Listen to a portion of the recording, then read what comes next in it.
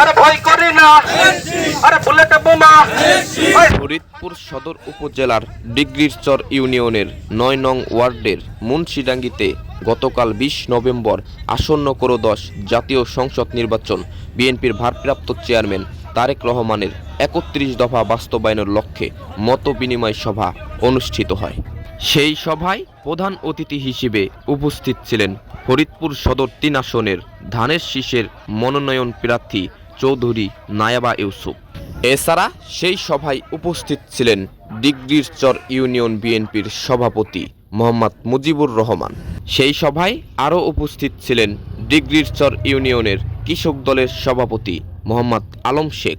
এছাড়া ডিগ্রিরচর ইউনিয়নের ৯ নং ওয়ার্ডবাসীর উদ্যোগে এই বিশাল নির্বাচনী মতবিনিময় সভায় আরও উপস্থিত ছিলেন AKM কিবরিয়া স্বপন, আফজাল হোসেন খান পলাশ, আব্দুল লতিফ মিয়া, গোলাম মোস্তফা মিরাজ, AB সিদ্দিক মিতুল, বেনজির আহমেদ তাবরিজ, আব্দুল রব মিয়া এবং কি আরও বিভিন্ন নেতৃবৃন্দ এই সভায় উপস্থিত ছিলেন। আপনাদেরকে ধন্যবাদ দেই যে আপনারা আমার পাশে আছেন। আমি আসলে খুবই আল্লাহর কাছে শুকরিয়া করি যে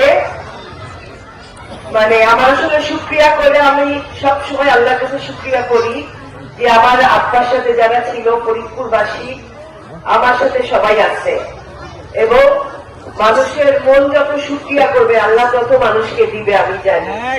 সেই সভায় এখন বক্তব্য রাখবেন ডিগ্রিরচর ইউনিয়ন বিএনপির সভাপতি মোহাম্মদ মুজিবুর রহমান।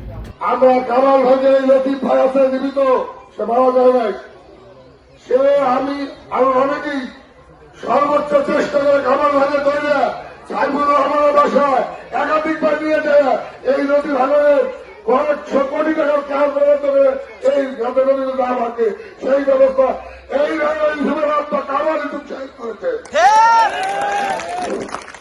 এই কামাল ইউসুফের বাপ এমন কিছু কাজ করছে যা এই দেশের মানুষের গল্প করার কিছু নাই। অনেকেই আসবে, অনেকেই গল্প করবে, মায়ের কাছে নাম্বারের গল্প করে লাভ নাই। আল্লাহ যদি বাঁচায় রাখে, আপনাদের যদি দোয়া থাকে, আমার যদি দোয়া থাকে, আগামী দিনে নায়াবে চুপ ধানের শীষের জয়যুক্ত করবেন বাসীর কাছে। এখন